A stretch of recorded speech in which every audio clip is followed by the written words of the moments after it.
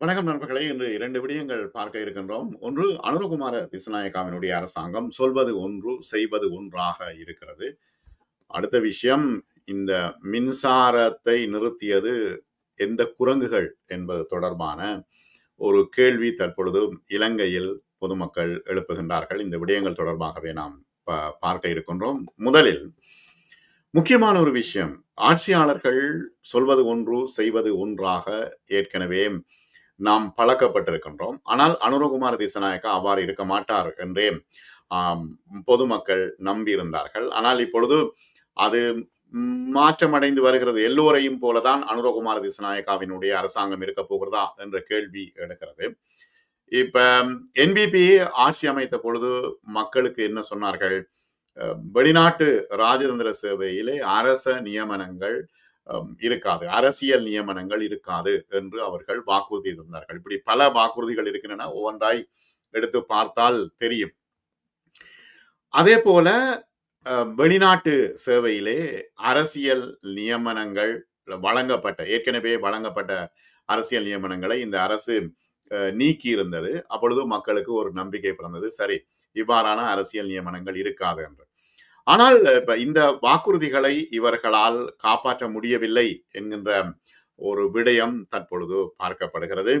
ஆனால் இந்த அரசு இப்படியே போனால் மக்கள் மத்தியில் நம்பிக்கையை இழந்துவிடும் என்கின்ற ஒரு பெரும் எதிர்பார்ப்பு இருக்கிறது. உள்ளூராட்சி சபை தேர்தல் இருக்கிறது. அவர்கள் நினைத்துக் கொண்டிருக்கலாம் தங்களுக்கு அறுதி பெரும்பான்மை இருக்கிறது என்ற காரணத்தினால் தங்களை ஒன்றும் செய்ய முடியாது என்று. ஆனால் அப்படி அல்ல. அறுதி பெரும்பான்மை கொண்ட கோட்டாபய ராஜபக்ஷ கண்ணுக்கு முன்னால் நிற்கின்றார். இப்ப அரசியல் ரீதியான நியமனங்கள் வழங்கப்பட மாட்டாது என்று குறிப்பிட்டிருந்தார்கள். தகுதி, திறமை, நிபுணத்துவம் இப்படியான பண்புதான் பார்க்கப்படும். வெளிநாட்டு ராஜதந்திரிகள் இன்னும் தூதுவர்களுக்கும் இந்த பண்பு பார்க்கப்படும். ஆகவே தேசிய மக்கள் சக்தி உறுதியாக வாக்களிக்கிறது என்று ஏற்கனவே தேர்தல் விஞ்ஞாபனங்களின் பொழுது, அது ஜனாதிபதி தேர்தலாக இருந்தாலும் சரி அல்லது பாராளுமன்ற தேர்தலாக இருந்தாலும் சரி, என்பிபி வாக்களித்திருந்தது. ஆனால் ஆட்சிக்கு வந்து தற்பொழுது கிட்டத்தட்ட 3 மாதங்கள் தான் ஆகின்றன. இந்த விடயத்திலே அனுரகுமார திசாநாயக்காவினுடைய தேசிய மக்கள் சக்தி அரசாங்கம் கொஞ்சம் கொஞ்சமாக விலக தொடங்கி இருக்கிறதா என்ற கேள்வி எழுகிறது. இதை நீங்க பார்த்தீங்கன்னா இதனுடைய விஷயம் உங்களுக்கு தெரியும்.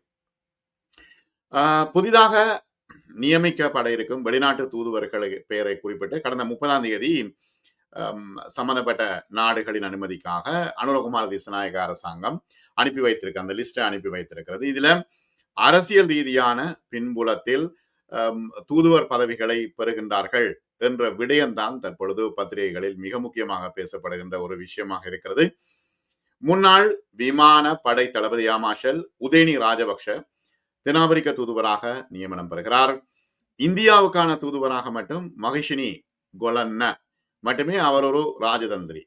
ஆனால் ஏனையவர்களை பார்த்தீங்கன்னா முன்னாள் பிரதம நீதியரசர் ஜயந்த ஜெயசூரிய நியூயார்க்கில் ஐநாவுக்கான இலங்கை நிரந்தர வதிவிட பிரதிநிதி, ஸ்ரீலங்கா நிர்வாக சேவையைச் சேர்ந்த நிமல் சேனாதீர தற்பொழுது ஸ்கொட்லாந்திலே கலாநிதி டாக்டர் பட்ட படிப்பிலே ஈடுபட்டிருக்கிறார். அவர் பிரிட்டனுக்கான தூதுவர்.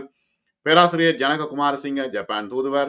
பேராசிரியர் அருஷ கூரே யுஏஇ ஐக்கிய அரபு எமிரேட்ஸின் தூதுவர். பேராசிரியர் நிர்மல் ரத்நாயகவும் ஒரு தூதுவர் பதவியை பெறுகின்றார்.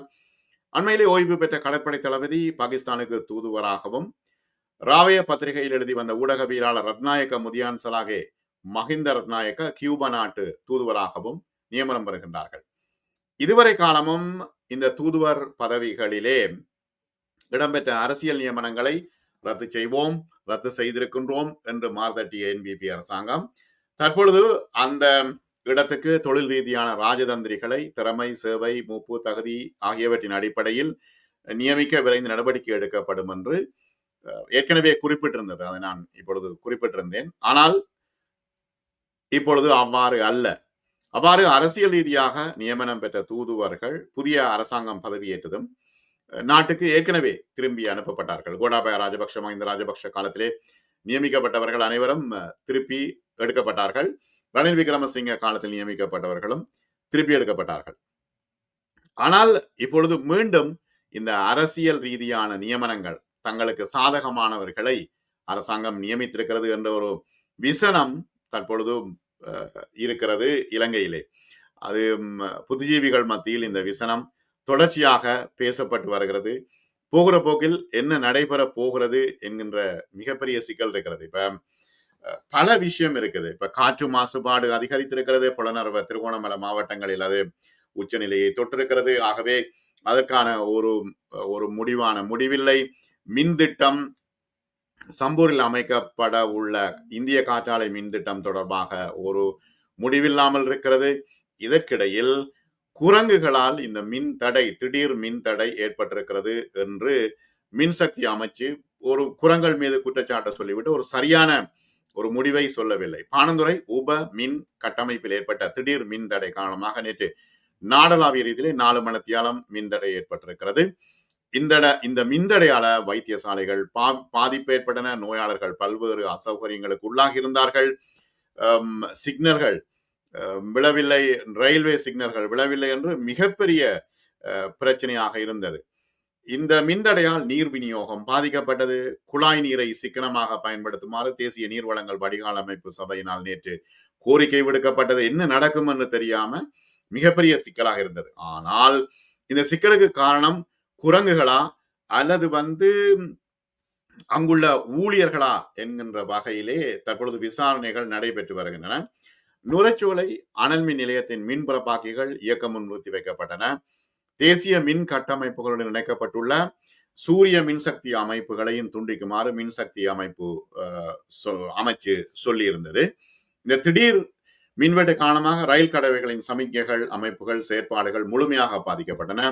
ரயில் சேவைகளிலும் பாதிப்பு ஏற்பட்டது. பாணந்துறையில் உள்ள மின் இணைப்பு துணை மின் நிலையத்தில் குரங்கு அதுல விழுந்ததால் அல்லது மோதியதால் நாடு முழுவதிலும் மின் தடை ஏற்பட்டது என்று மின்சக்தி அமைச்சர் குமார ஜெயக்கொடி குறிப்பிட்டார். ஆனால் நாடு முழுவதிலும் மின் விநியோகம் பாதிக்கப்பட்டுள்ளதுடன் மின் விநியோகத்தில் பாரிய இடையூறு ஏற்பட்டிருக்கிறது என்று மின்சக்தி சொல்கிறது. குரங்கின் மீது பழியை போடுகிறது. பாணந்துறை உபமின் கட்டமைப்பில் ஏற்பட்ட பிரச்சனையால் தேசிய மின்சார விநியோக கட்டமைப்பில் ஏற்பட்ட ஏற்றத்தாழ்வோடு இணைந்து நாடு முழுவதிலும் மின் தடை ஏற்பட்டுள்ளதாக, அப் அண்ட் டவுனா வந்திருந்ததால மின் தடை ஏற்பட்டுள்ளதாக மின்சக்தி அமைச்சு சொல்கிறது. ஆனால் இதுவரையில் எந்த விதமான தெளிவான பதிலையும் சொல்லவில்லை. குரங்கள் மீது பழியை சுமத்துகின்றார்கள். நாடு தழுவிய ரீதியில் இந்த மின் தடை காரணமாக நுரைச்சோலை இந்த நிலக்கரி மின் உற்பத்தி நிலையத்தின் ஜெனரேட்டர்களும் இயங்குவது நிறுத்தப்பட்டது. ஆகவே முழு இடங்களிலும் மின்தடை ஏற்பட்டது. ஆகவே இதை குரங்குகள்ல பொறுப்பை போட்டுட்டு யாருமே தப்பிக்க முடியாது. இது மிகப்பெரிய பிரச்சனையை ஏற்படுத்தும். ஒரு பக்கம் அரிசி பிரச்சனை இருக்கிறது, பருப்பு பிரச்சனை இருக்கிறது, முட்டை இறக்குமதி பிரச்சனை இருக்கிறது, தேங்காய் பிரச்சனை இருக்கிறது என்று இவ்வாறான பிரச்சனைகளுக்கு மத்தியில் அரசாங்கம் ஓடிக்கொண்டிருக்கிறது. ஆகவே வெறுமனே இந்த விடயங்களை ஏனையவர்களிடம் அல்லது விலங்குகளிடம் குறையை சொல்லிவிட்டு தப்பிக்க முடியாது என்பதுதான் தற்பொழுது இருக்கின்ற முக்கியமான விஷயம். அடுத்த காணொளியில் சந்திப்போம்.